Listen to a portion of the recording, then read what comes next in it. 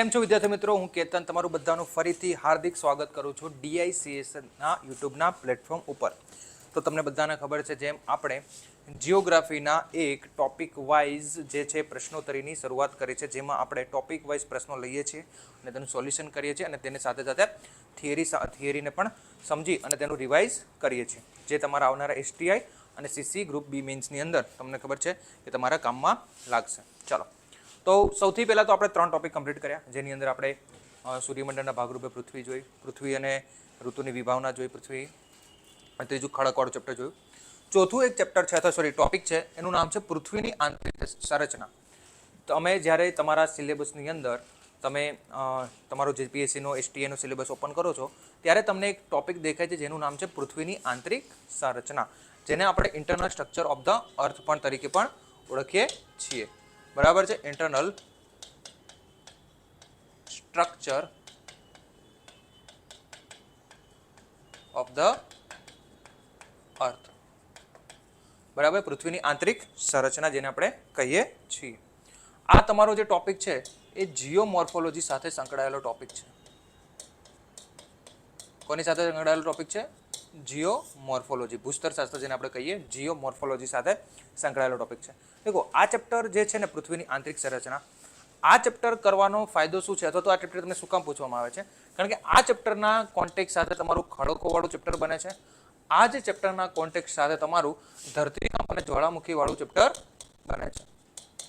કયું ચેપ્ટર?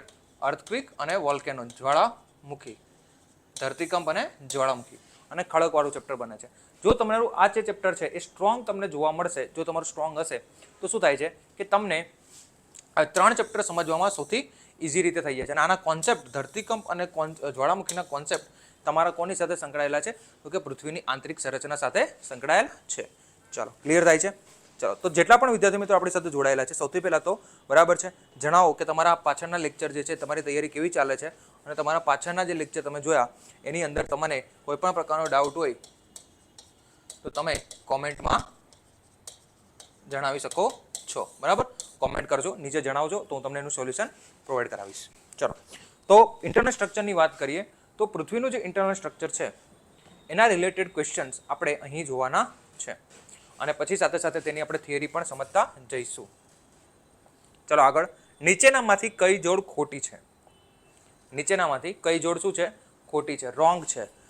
ચલો, શું છે? તો કે મોહો, પોપડો અને મેન્ટલ, ગુટેનબર્ગ, મેન્ટલ અને બાહ્ય ભૂગર્ભ, લેહમન, આંતરિક અને બાહ્ય મેન્ટલ, અને કોનરાડ, આંતરિક અને બાહ્ય પોપડો. તો દેખો, સૌથી પહેલા તો આપણે સમજીએ કે પૃથ્વીનું જે ઇન્ટરનલ સ્ટ્રક્ચર છે, આ પૃથ્વીનું શું છે? ઇન્ટરનલ સ્ટ્રક્ચર, જેને મુખ્યત્વે કેટલા ભાગમાં વહેંચવામાં આવે છે? 3 ભાગમાં. બધાને ખબર છે કે પૃથ્વીનું જે આંતરિક રચના છે તેને 3 ભાગમાં વહેંચવામાં આવે છે. સૌથી ઉપરના ભાગને ક્રસ્ટ અથવા તો પોપડો અથવા તો ભૂપરપટી તરીકે ઓળખવામાં આવે છે. આપણે શું કહીએ છીએ તેને? ક્રસ્ટ, પોપડો અથવા તો શું કહીએ છીએ? ભૂપરપટી તરીકે ઓળખીએ છીએ. તેની પણ પોતાની ખાસિયત છે. જે સૌથી ઉપરનું જે પડ છે પૃથ્વી સપાટીનું, સૌથી કયું પડ? ઉપરનું જે પડ છે એ આખો તમારો શું બને છે? પૃથ્વીનો પોપડો બને છે. અંદાજે 30-40 કિલોમીટરનો વિસ્તાર આખો તમારો પૃથ્વી સપાટીથી જે વિસ્તાર છે આખો એ તમારો શું બને છે? પૃથ્વીનો પોપડો બને છે. ચલો, એના પછીનો જે વિસ્તાર છે, બરાબર છે, 16 કિલોમીટરથી લઈ અને તમારો 2900 કિલોમીટર સુધીનો વિસ્તાર જે છે આખો તમારો શું કહેવાય છે? મેન્ટલ, જેને આપણે મિશ્રાવરણ અથવા તો મધ્યાવરણ કહીએ છીએ. મિશ્રાવરણ અથવા તો શું કહીએ છીએ? મધ્યાવરણ કહીએ છીએ. બરાબર છે. અને તમારો જે સૌથી નીચેનો વિસ્તાર છે એને આપણે કોર કહીએ છીએ, જેને આપણે ગુજરાતીમાં ભૂગર્ભ તરીકે ઓળખીએ છીએ. કયા તરીકે ઓળખીએ છીએ? ભૂગર્ભ તરીકે. ક્લિયર થાય છે? તો આપણી પાસે 3 વિસ્તાર છે, ક્રસ્ટ, મેન્ટલ અને કોર. ક્લિયર થાય છે કે નહીં? ચલો, હવે આની અંદર થોડા કોન્સેપ્ટ આવે છે. પહેલા આપણે કોન્સેપ્ટ સમજીએ તો શું થાય, આપણને પાછલા જે ક્વેશ્ચનો છે એમાં પણ કામમાં લાગશે અને એની થિયરી પણ તમને ક્લિયર થશે. તો જે પૃથ્વીનો સપાટીનો ઉપરનો જે વિસ્તાર છે, આ વિસ્તાર જેને પૃથ્વી સપાટીનું ક્રસ્ટ કહેવાય છે, બરાબર છે. આ જે ક્રસ્ટ બનેલું હોય છે એ તમારું કયા ખડકોનું બનેલું હોય છે? ગ્રેનાઇટનું. કયા ખડકો? ગ્રેનાઇટના ખડકોનું બનેલું હોય છે. અને આ જે ક્રસ્ટ છે તમારું એ સિયાલનું બનેલું હોય છે. મતલબ કે આની અંદર જે તત્વોની માત્રા જે વધારે હોય છે એ કઈ હોય છે? સિલિકોન અને એલ્યુમિનિયમ. કયા તત્વો હોય છે? સિલિકોન અને એલ્યુમિનિયમ. જે કેવા તત્વો હોય છે? હલકા. વજનમાં કેવા તત્વો હોય છે? હલકા. બરાબર. બીજી વસ્તુ ક્રસ્ટ વિશે શું યાદ રાખવાની છે? તો કે ક્રસ્ટ જે છે તેની ઘનતા સૌથી ઓછી હોય છે. ડેન્સિટી કેવી હોય છે? સૌથી ઓછી. આની ક્રસ્ટની ઘનતા કેવી હોય છે? સૌથી ઓછી. જેમ જેમ તમે પૃથ્વી સપાટીથી નીચે તરફ જશો એમ જે છે એ શું થશે? તો કે ઘનતા વધશે. શું થશે? ઘનતા વધે છે. તો પૃથ્વી સપાટીની ક્રસ્ટની ઘનતા સૌથી કેવી હોય છે? ઓછી હોય છે. બીજું ક્રસ્ટ વિશે શું યાદ રાખવાનું છે? તો કે ક્રસ્ટ જે છે તેની કમ્પેરિઝન સફરજનની છાલ સાથે કરવામાં આવે છે. આની સરખામણી કોની સાથે કરવામાં આવે છે? તો કે સફરજનની છાલ સાથે. કોની સાથે કરવામાં આવે છે? સફરજનની છાલ સાથે આની જે છે એ શું કરવામાં આવે છે? કમ્પેરિઝન કરવામાં આવે છે. કે તમે જોયું છે સફરજનની છાલ કેવું થોડું જાડું પડતું, ના તો બહુ પતલું ના તો બહુ જાડું. તો એ જે સ્ટ્રક્ચર બને છે એ તમારું સફરજનની શું છે? છાલ છે. ક્લિયર થયું? ચલો પછી આપણે જેમ કીધું કે જેમ જેમ તમે પૃથ્વી સપાટીથી નીચે આવશો તેમ તેમ તેની ઘનતા પણ કેવી થતી ઘનતા વધતી જશે અને ક્રસ્ટની ઘનતા કેવી હોય છે? સૌથી ઓછી. બીજું કે જેમ જેમ તમે નીચે આવો છો તો ઘનતામાં પણ ફરક પડે છે, દબાણમાં પણ ફરક પડે છે અને તાપમાનમાં પણ શું પડે છે? ફરક પડે છે. ક્લિયર થાય છે કે નહીં? ચાલો તો અહીંયા આપણે જોયું કે જેમ જેમ તમે પૃથ્વી સપાટીથી નીચે આવશો તેમ ઘનતા પણ વધશે. ઘનતા પણ શું થશે? વધશે. મતલબ કે ક્રસ્ટની ઘનતા સૌથી ઓછી, કોર તરફ આવતા ઘનતા શું થાય છે? વધે છે. દબાણ પણ વધશે. શું વધશે? દબાણ પણ વધશે. અને ત્રીજું છે તાપમાન પણ વધશે. શું વધશે? તાપમાન પણ વધશે. બરાબર છે. ચલો તો હવે તમે જોશો તો પૃથ્વી સપાટીથી નીચે તરફ જતા આપણે જે આખું ઇન્ટરનલ સ્ટ્રક્ચર બનાવેલું છે ક્રસ્ટથી લઈને કોર સુધીનું, તેની કંઈક ને કંઈક પોતાની અલગ અલગ ખાસિયતો છે. ચલો હવે આ જે ખાસિયતો અનુસાર જે ધરતીકંપના મોજા હોય છે, ભૂકંપના શું? મોજા. આપણે જેને ભૂકંપના ચેપ્ટરમાં ડીપમાં ભણશું, ભૂકંપના મોજા તરીકે જેને ઓળખીએ છીએ, જેને આપણે 3 સ્ટ્રક્ચરમાં વહેંચીએ છીએ, પી, એસ અને એલ. પ્રાઇમરી, સેકન્ડરી અને લોંગિટ્યુડનલ. તો આ જે પી, એસ અને એલ વેવ્સ છે, બરાબર છે, પ્રાઇમરી, સેકન્ડરી અને એલ વેવ્સ, એમાં પ્રાઇમરી જે હોય છે પી મોજા, બરાબર છે, એ જ્યારે એક સ્ટ્રક્ચર જ્યારે ધરતીકંપના મોજાની ખાસિયત શું છે? જ્યારે એક સ્ટ્રક્ચરમાંથી બીજા સ્ટ્રક્ચરમાં જાય છે ત્યારે તેની સ્પીડમાં પણ ચેન્જ આવે છે, ત્યારે તેની ડાયરેક્શનમાં પણ ચેન્જ આવે છે. કારણ કે શું થાય કે તે એક ઘનતામાંથી જ્યારે બીજી ઘનતાવાળા પદાર્થમાં જશે તો એ એના મુજબ રિએક્ટ કરે છે. અમુકમાં સ્પીડ વધશે, અમુકમાં ગતિ ચેન્જ થશે.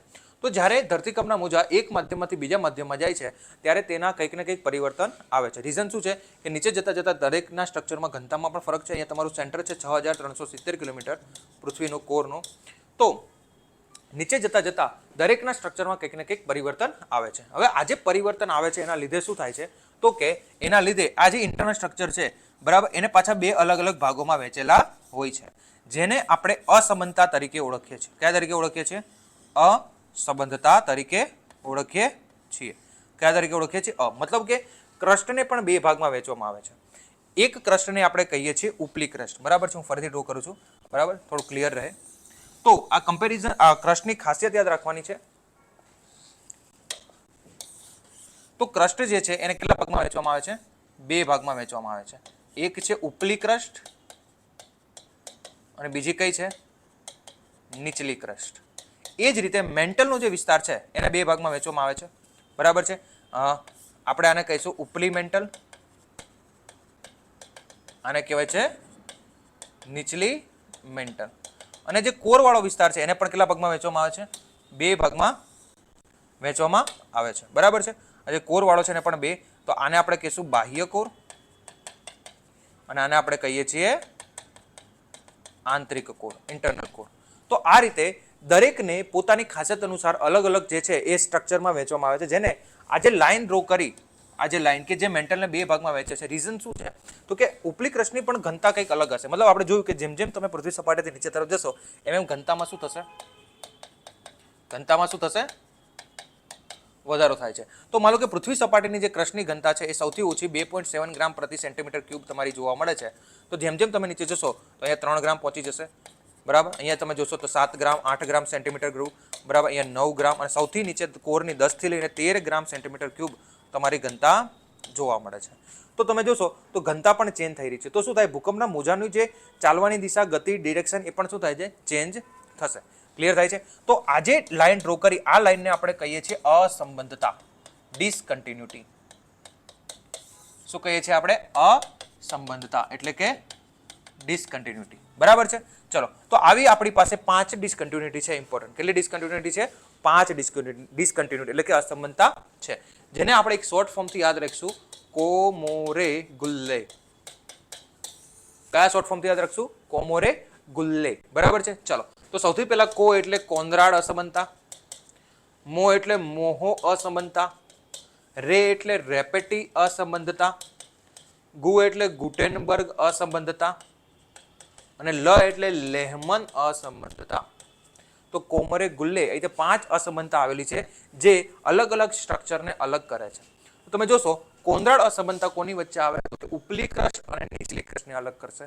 તો કોનરાડ અસમાનતા જે છે એ તમારી બે વસ્તુને અલગ કરશે, ઉપલી ક્રસ્ટ અને નીચલી ક્રસ્ટ. ઉપલી ક્રસ્ટ અને કોને અલગ કરશે? નીચલી ક્રસ્ટને. ચલો મોહો અસમાનતા કોને અલગ કરશે તો કે નીચલી ક્રસ્ટ અને ઉપલી મેન્ટલને અલગ કરે છે.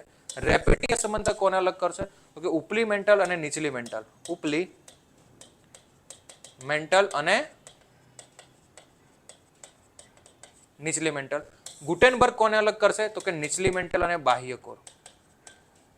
નીચલી મેન્ટલ અને બાહ્ય કોર. જ્યારે લેહમન જે છે બાહ્ય કોર અને કોને અલગ કરશે? આંતરિકને. ચલો ખબર પડી ગઈ. તો ચલો હવે આન્સર આપો આનો કે નીચેનામાંથી કઈ જોડ ખોટી છે, જેને અસમાનતા કહેવાય છે. દર વખતે એસટીઆઈમાં અથવા તો ડીવાયએસમાં એક ક્વેશ્ચન પૂછાશે તો યાદ રાખવાનું છે કોમોરે ગુલ્લે. બરાબર. તો આને કહેશું આપણે ડિસકન્ટિન્યુટી, અસમાનતા. ચલો તો સૌથી પહેલી કઈ છે? મોહો. મોહો કોની વચ્ચે છે કે તો કે પોપડો અને મેન્ટલ વચ્ચે. ચલો ગોતો આઈરિયા મોહો. તો આ પોપડો થયો અને આ મેન્ટલ થયો. ઓબ્વિયસલી સાચી વસ્તુ છે. તો કે પોપડો અને મેન્ટલ વચ્ચે આવેલી, તો મતલબ આ કેવી છે? સાચી. ગુટેનબર્ગ મેન્ટલ અને બાહ્ય ભૂગર્ભ. ચલો તો ગુટેનબર્ગ આ મેન્ટલ છે, આ બાહ્ય કોર, આ પણ કેવી થઈ ગઈ? સાચી થઈ ગઈ. ચલો લેહમન આંતરિક અને બાહ્ય મેન્ટલ. તો લેહમન ક્યાં ગઈ? અહીંયા રહી. તો કે આ ખોટી થઈ ગઈ. લેહમન તો જે છે બાહ્ય કોર અને કોની વચ્ચે છે? આંતરિક કોર વચ્ચે. તો આ સ્ટેટમેન્ટ કેવું થઈ ગયું? ખોટી. તો આન્સર શું આવશે તમારો? સી આવશે. ક્લિયર થયું? તો તમારે ખાસ જે છે આ 5 ડિસકન્ટિન્યુટી યાદ રાખવાની છે, જેને આપણે એક શોર્ટ ફોર્મથી યાદ રાખશું, જેનું નામ છે કોમોરે ગુલ્લે. શું નામ છે? કોમોરે ગુલ્લે. બરાબર. કોનરાડ, મોહો, રેપેટી, ગુટેનબર્ગ અને લેહમન. ચલો ડન. બરાબર. ચલો આગળ જઈએ નેક્સ્ટ ક્વેશ્ચન તરફ.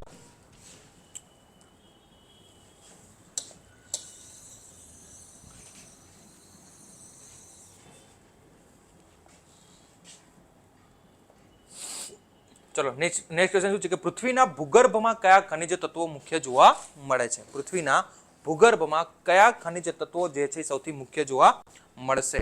તો પૃથ્વીના ભૂગર્ભની વાત કરીએ તો પૃથ્વીનું જે ભૂગર્ભ છે, ભૂગર્ભ એટલે કોને કહેવાય છે તો કે ભૂગર્ભનો મતલબ થાય છે કોર.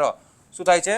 કોર. તો આપણે યાદ રાખવાનું છે કે આપણી પાસે આ તમારી ઉપલી ક્રસ્ટ, નીચલી ક્રસ્ટ,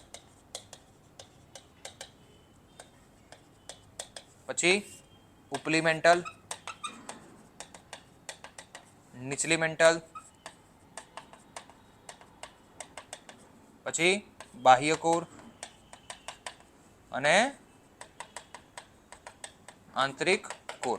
તો તમને બધાને ખબર છે કે ક્રસ્ટ જે છે એ તમારું શેનું બનેલું છે? સિયાલ, સિલિકા અને એલ્યુમિનિયમ. યાદ રાખવાનું છે કે ક્રસ્ટ તમારું આખું કયા તત્વોનું બનેલું છે? સિયાલનું બનેલું છે.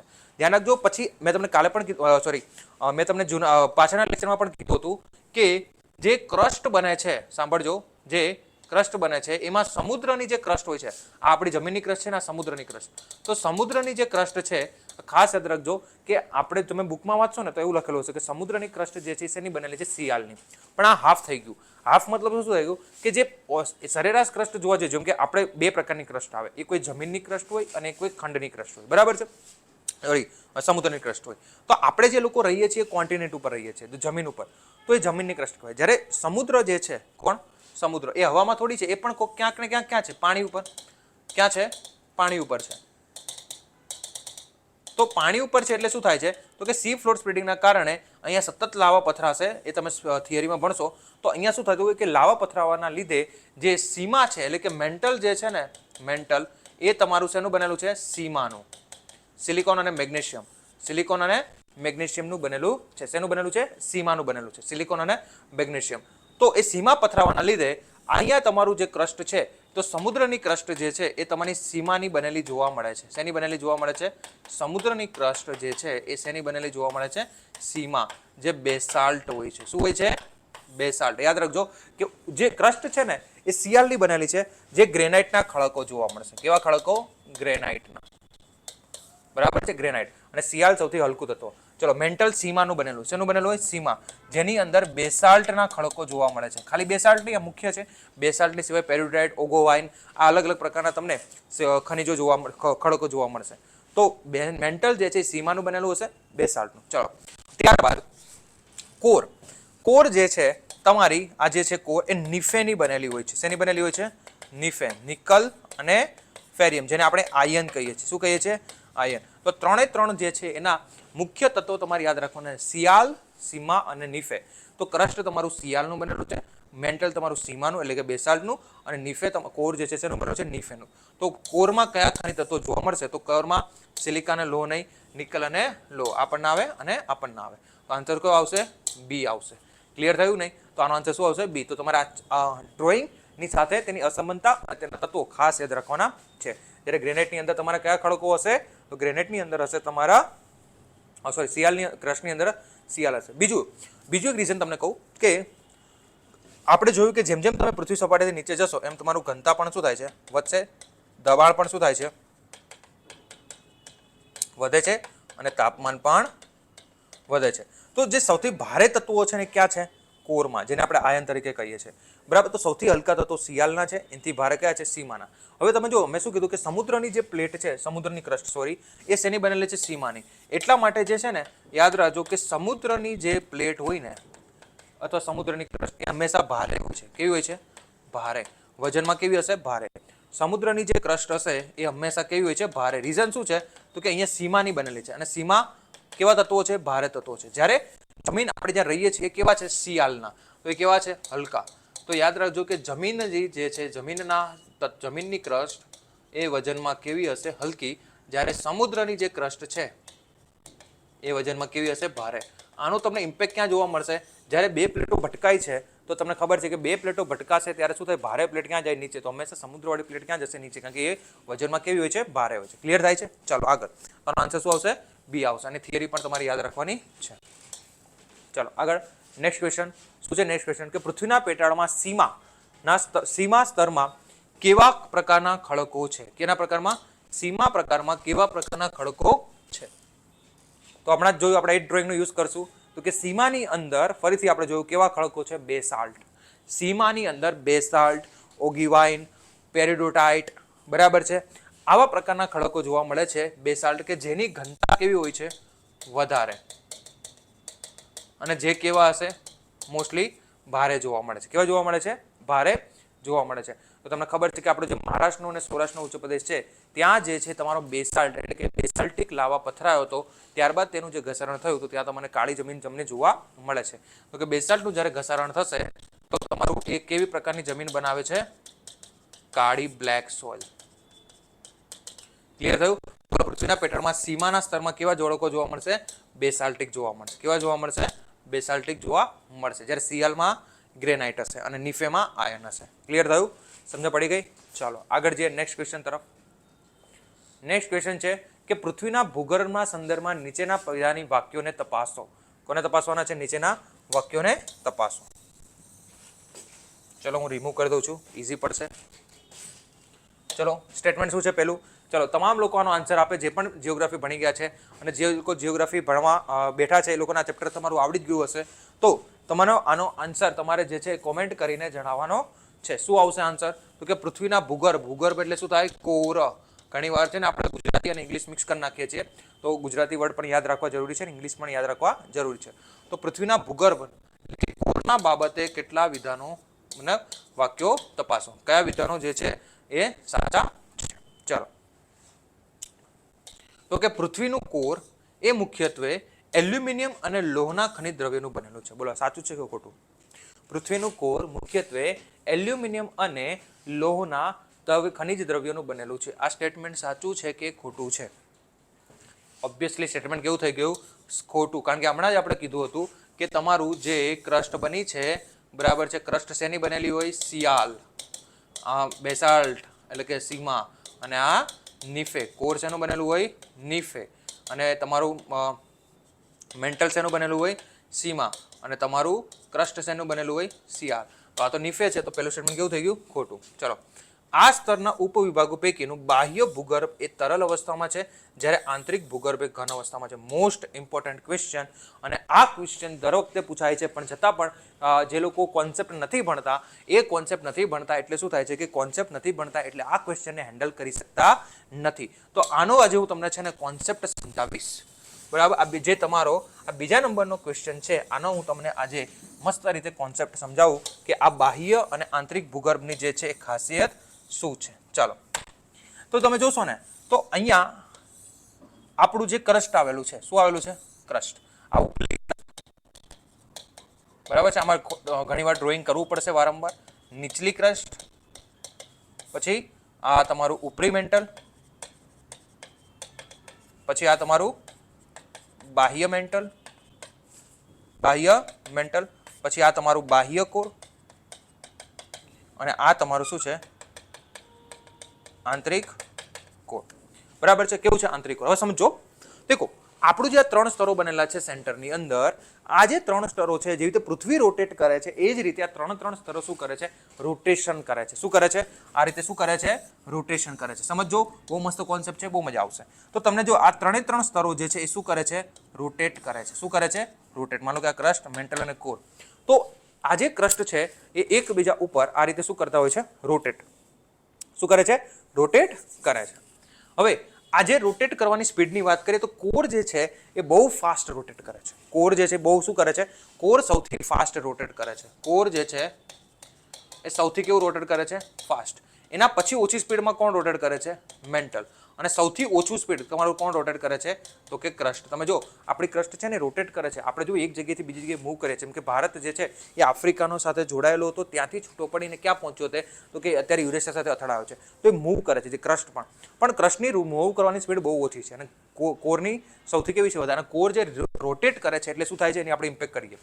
તો જો જ્યારે પણ આ 3 ઓબ્જેક્ટ એકબીજા સાથે રોટેટ કરે છે ત્યારે એ શું અનુભવે છે? એક બહુ સ્પીડમાં રોટેટ કરે છે અને બીજાની સ્પીડ કેવી છે? ઓછી. તો આજે સ્પીડમાં રોટેટ કરવાના એક જે મિનિમમ એના કરતાં ઓછી સ્પીડે રોટેટ કરવાના લીધે અહીંયા તમે જોશો તો હું 2 હાથને તે રબ કરું છું તો અહીંયા મને છે ને થોડી ગરમીનો અનુભવ થાય છે, જેને આપણે ઘર્ષણ બળ તરીકે ઓળખીએ છીએ. કયા બળ તરીકે ઓળખીએ છીએ? જલ્દી બોલો. ઘર્ષણ બળ, જેને આપણે ફ્રિક્શનલ ફોર્સ કહીએ છીએ. કયો ફોર્સ કહીએ છીએ? Frictional force. તો જ્યારે આ 3 વસ્તુ એકબીજાના સંપર્કમાં આવીને રોટેટ કરે છે ત્યારે તમારું ફ્રિક્શનલ એટલે કે ઘર્ષણ બળ લાગે છે. કયું બળ લાગે છે? ઘર્ષણ બળ લાગે છે. તો હવે જો આ શું થશે? તો આજે તમારું નીચલી ક્રસ્ટ અને ઉપરી મેન્ટલ વાળો વિસ્તાર છે, સમજો. નીચલી ક્રસ્ટ અને અહીંયાથી તમારો ટચ થાય છે અને અહીંયાથી ઘર્ષણ એક મિનિટ, આ અહીંયાથી શું કરે છે? તો કે અહીંયાથી ક્રસ્ટ અને મેન્ટલ એકબીજા ઉપર રોટેટ કરશે, મેન્ટલ અને કોર. તો આ રોટેટ કરવાના સ્થાન ઉપર અચાનક જ જે છે એ શું થાય છે? તો કે ઘર્ષણ બળ ઉત્પન્ન થવાના લીધે, ઘર્ષણ બળ ઉત્પન્ન થશે એટલે શું ઉત્પન્ન થશે? એનર્જી વધશે. ઘર્ષણ બળ વધશે તો તાપમાનમાં અચાનક શું થશે? વધારો થશે. બધાને ખબર છે તાપમાનમાં શું થશે? વધારો થશે. ક્લિયર થાય છે? સમજ પડી? હવે તાપમાનમાં વધારો થાય છે એટલે શું થાય છે? તો કે ઉપરી મેન્ટલનો જે આ ઉપરવાળો વિસ્તાર છે, આટલો વિસ્તાર ઉપરી મેન્ટલનો, આ ઉપરી મેન્ટલ વિસ્તારમાં અચાનક જ એટલી જગ્યાએ તાપમાન ખૂબ વધી જવાથી, સમજો તાપમાન ખૂબ જ વધી જાય છે તો થોડું નીચે, તો ઉપરી મેન્ટલનો જે ખૂબ વધારે વિસ્તાર જે છે એ 100 થી 700 કિલોમીટરનો વિસ્તાર છે, અહીં ખૂબ તાપમાન વધી જવાથી અહીંયા રહેલા પદાર્થો, ઉપરી મેન્ટલમાં અહીં રહેલા પદાર્થો તમારા પ્લાસ્ટિક સ્વરૂપે પીગળી જાય છે. કયા સ્વરૂપે પીગળી જાય છે? પ્લાસ્ટિક સ્વરૂપે, જેને આપણે અર્ધઘન પ્રવાહી તરીકે ઓળખીએ છીએ. કયા પ્રવાહી તરીકે? અર્ધઘન પ્રવાહી તરીકે. આ વિસ્તારને કહેવાય છે એસ્થેનોસ્ફિયર. સાંભળજો, કયો વિસ્તાર કહેવાય છે? એસ્થેનોસ્ફિયર. કેમ? તો કે અહીંયા અચાનક જ તાપમાનમાં વધારો થવાના લીધે જે છે એ ગલનબિંદુ ઉપર વયું ગયું, તો ગલનબિંદુ ઉપર જવાના લીધે આ વિસ્તાર તમને જે છે અર્ધઘન પ્રવાહી સ્વરૂપે જોવા મળશે. આ વિસ્તારને આપણે કહીએ છીએ એસ્થેનોસ્ફિયર. જ્યાં તમને મેગ્મા, આપણે જે જ્વાળામુખીમાંથી મેગ્મા આવે છે એનો મુખ્ય સ્ત્રોત જે છે તમારો કયો છે? એસ્થેનોસ્ફિયર. તો રીઝન ખબર પડી? એસ્થેનોસ્ફિયરમાં કયા ખડકો જોવા મળે છે? પીગળેલા ખડકો જોવા મળે છે. ઉપરી મેન્ટલમાં આવેલો. ક્યાં આવેલો છે? ઉપરી મેન્ટલમાં. બરાબર. અને આના લીધે જ હવે આટલું ગરમ વિસ્તાર છે, એના લીધે શું થાય છે કે અહીંયા રહેલું પાણી જે છે, શું રહેલું? પાણી, એ પણ બાષ્પમાં રૂપાંતર થઈ જાય છે. તો અહીંયા તમારી જે જીઓથર્મલ એનર્જી છે એનો પણ મુખ્ય સ્ત્રોત બને છે. કેનો? જીઓથર્મલ એનર્જી, જેને આપણે ગુજરાતીમાં શું કહીએ છીએ? ભૂતાપીય ઉર્જા. ડન? ચલો આ જ વસ્તુ આવું પાછું ક્યાં થાય છે? કોરની અને મેન્ટલની સંપર્ક ખાતે. તો અહીંયા તમે જોશો તો કોર અને મેન્ટલમાં અહીંયા જે ઘર્ષણ થવાથી શું થવાથી અહીંયા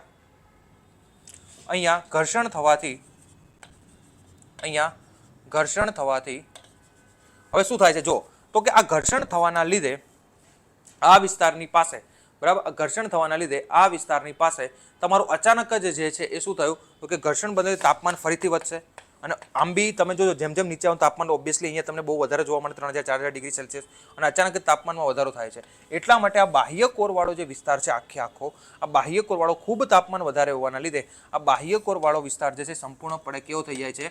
પીગળેલી અવસ્થામાં જોવા મળે છે. કેમાં જોવા મળે છે? પીગળેલી અવસ્થામાં જોવા મળે. જ્યારે આંતરિક કોર સંપૂર્ણપણે કેવો છે? સોલિડ છે. ક્યાં? તેમ કે ત્યાં એટલી તાપમાનની અસર થતી નથી અને દબાણ વધશે એમ ઘનતા વધશે એટલે શું થાય છે? એનું ગલન બિંદુ પણ બહુ વધી જાય છે એટલા માટે આ પીગળેલી અવસ્થામાં છે નહીં. સોલિડ જે છે પીગળતો નથી. તો બાહ્ય કોર તમારો કઈ અવસ્થામાં જોવા મળશે?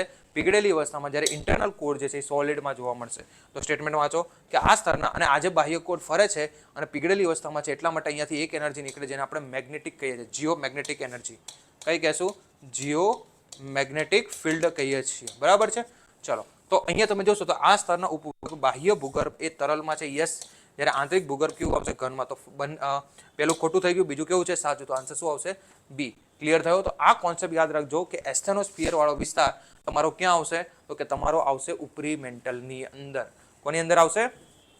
ઉપરી મેન્ટલની અંદર. ચાલો ક્લિયર થયું? સમજ પડી ગઈ? ચલો આગળ જઈએ નેક્સ્ટ ક્વેશ્ચન તરફ.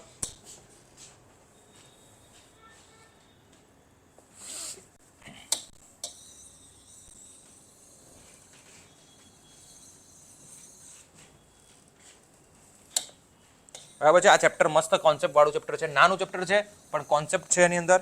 બરાબર છે. કોન્સેપ્ટ તમારે કરી લેવાના છે તો તમને એક્ઝામની અંદર જે છે ઇઝી થશે. ચલો નીચેનામાંથી કયું લિથોસ્ફિયરનું વર્ણન કરે છે? બરાબર છે. નીચેનામાંથી કયું શેનું વર્ણન કરે છે? લિથોસ્ફિયર. હવે જો આ લિથોસ્ફિયર શું નવું આવ્યું? દેખો લિથોસ્ફિયરનો મતલબ થાય ઘનાવરણ, જમીનનું આવરણ. લિથોનો મતલબ જમીન, જમીનનું આવરણ. તો આપણે જે ભણ્યા તમારું ક્રસ્ટ, ઉપલી ક્રસ્ટ એટલે કે આખી ક્રસ્ટની વાત કરીએ આ ઉપલી થશે અને આ ક્રસ્ટ તમારી કઈ થશે? નીચલી. તો કે ઉપલી ક્રસ્ટ અને નીચલી ક્રસ્ટ તમારો નીચેવાળો કયો વિસ્તાર? મેન્ટલ. અને આ મેન્ટલની નીચે આ તમારો વિસ્તાર એસ્થેનોસ્ફિયર. એસ્થેનોસ્ફિયર. ખબર પડી કે નહીં? તો આ જો એસ્થેનોસ્ફિયર આ લિક્વિડ વાળો વિસ્તાર છે પણ એની ઉપર થોડો સોલિડ વિસ્તાર આવેલો હોય. કયો વિસ્તાર આવેલો હોય છે? સોલિડ. તો આજે ત્રણ ભેગા થાય છે તમારી આખી ક્રસ્ટ અને મેન્ટલનો ઉપરવાળો આ સોલિડ વાળો ભાગ. આ ત્રણને કમ્બાઈન થઈને જમીનનું આવરણ અથવા ઘનાવરણ કહેવાય છે કારણ કે સોલિડ છે.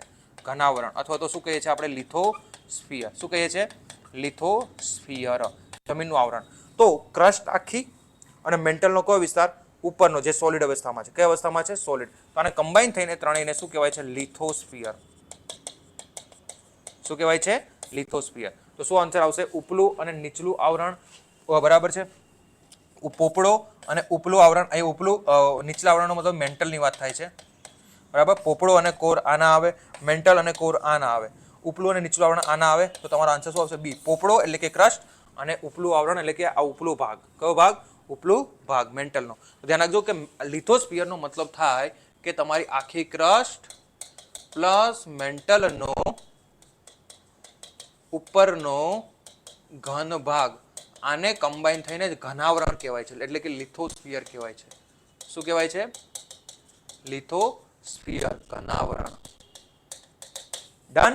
ક્લિયર થયું? તો ખાસ યાદ રાખવાનું છે લિથોસ્ફિયરનું વર્ણન કરે છે. ચલો આગળ નેક્સ્ટ ક્વેશ્ચન. ચલો નેક્સ્ટ ક્વેશ્ચન છે કે આંતરિક ભૂગર્ભની ઘનતા લગભગ કેટલી હશે? આપણે હમણાં જ કહ્યું કે આંતરિક ભૂગર્ભની ઘનતા લગભગ કેટલી હશે. ચલો તો દેખો પૃથ્વીની સરેરાશ ઘનતા જે છે ને એ છે 5.5 ગ્રામ પ્રતિ સેન્ટીમીટર ક્યુબ તમારી ગણવામાં આવે છે. કેટલી ગણવામાં આવે છે? 5.5 ગ્રામ સેન્ટીમીટર ક્યુબ ગણવામાં આવે છે. ઘનતાની વાત કરીએ તો ઘનતા કોને કહેવાય? તમને બધાને ખબર છે કે ρ = માસ અપોન વોલ્યુમ. તો નીચે જતા જતા માસ પણ વધે છે. બરાબર. તમારું કેવું વધતું જાય છે? માસ પણ કેવું જાય છે? વધતું જાય. માસ વધશે તો ઓબ્વિયસલી ઘનતા કેવી થશે? વધશે. બરાબર. અને વોલ્યુમ ઓછું. ચલો તો પૃથ્વીની સરેરાશ ઘનતા કાઢવામાં આવે. સરેરાશ ઘનતા કોને કહેવાય? તો ક્રસ્ટથી લઈને કોર સુધીની તમામ ઘનતા કાઢી અને ભાગ્યા એને આપણે ટોટલ વિસ્તાર કરી નાખીએ, કારણ કે આને ગ્રેવિટીની ગુરુત્વાકર્ષણના નિયમથી કાઢવામાં આવે છે. બરાબર છે. તો આજે પૃથ્વીની સરેરાશ ઘનતા છે ને એ 5.5 ગ્રામ છે. બરાબર, સેન્ટીમીટર ક્યુબ. બરાબર, 5.5 સરેરાશ. પૃથ્વીની સરેરાશ ઘનતા કેટલી છે? 5.5 ગ્રામ સેન્ટીમીટર ક્યુબ છે. બરાબર છે. જ્યારે પૃથ્વીની ક્રસ્ટની સૌથી ઉપર સ્ટાર્ટિંગ પોઈન્ટ 2.7 થી થશે. બરાબર છે. મેન્ટલની અંદાજિત તમે જોશો તો 6-7 અથવા 6-7-8 ગ્રામ સેન્ટીમીટરની આજુબાજુ જોવા મળે છે. જેમ જેમ નીચે આવશે એમ ઘનતા વધશે. બાહ્ય કોરની તમારી 10 ગ્રામ સેન્ટીમીટર જોવા મળશે અને સૌથી આંતરિક કોરની જે છે એ 13 ગ્રામ, 10 થી લઈને 13 નો આંકડો આવે છે. એનો મતલબ શું થયો કે જેમ જેમ આપણે નીચે તરફ આવીએ છીએ, બરાબર છે, તો અહીંયા તમારી માનો કે 2, પછી અહીંયા 5, 7, 8, 10 અને સૌથી નીચે 13. તો આનો આન્સર શું આવશે? 13 ગ્રામ સેન્ટીમીટર. 10 થી કોરની ઘનતા 10 થી લઈને 13, અમુકમાં 12 લખેલા છે અમુક બુકોમાં, પણ 10 થી લઈને 13 ગ્રામ કોરની જોવા મળે છે. તો પણ આપણે યાદ રાખવાનું છે કે પૃથ્વી સપાટીથી તમે નીચે તરફ જશો એમ એમ તમારી ઘનતામાં શું થશે? તો કે વધારો થશે. શું થશે? ક્લિયર થયું? સમજ પડી ગઈ? ચાલો આગળ નેક્સ્ટ ક્વેશ્ચન તરફ.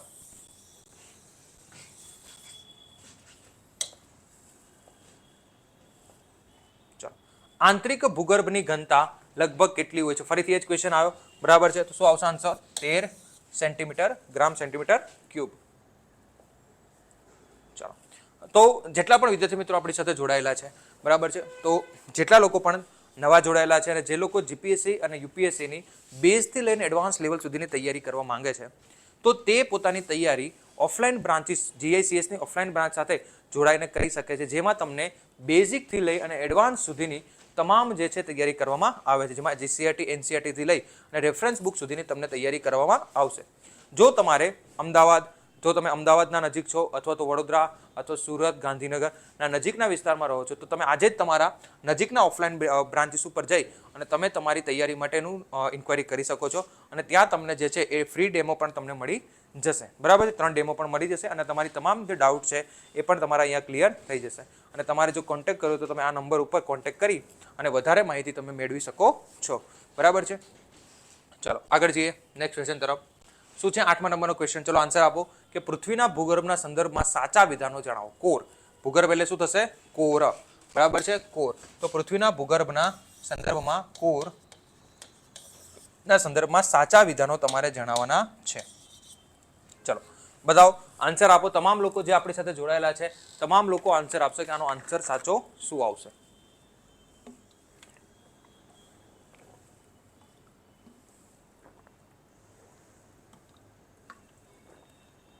આપણે કોન્સેપ્ટ ક્લિયર કરી નાખ્યો છે.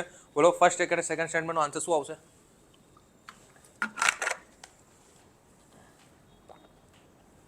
ચલો, પૃથ્વીનું બાહ્ય ભૂગર્ભ લિક્વિડ છે જ્યારે આંતરિક ભૂગર્ભ ઘન છે. બોલો, પૃથ્વીનું બાહ્ય ભૂગર્ભ જે છે એટલે કે બાહ્ય કોર એ કેવું છે? પ્રવાહી. અને જ્યારે આંતરિક કોર કેવું છે? ઘન. બોલો સાચું કે ખોટું?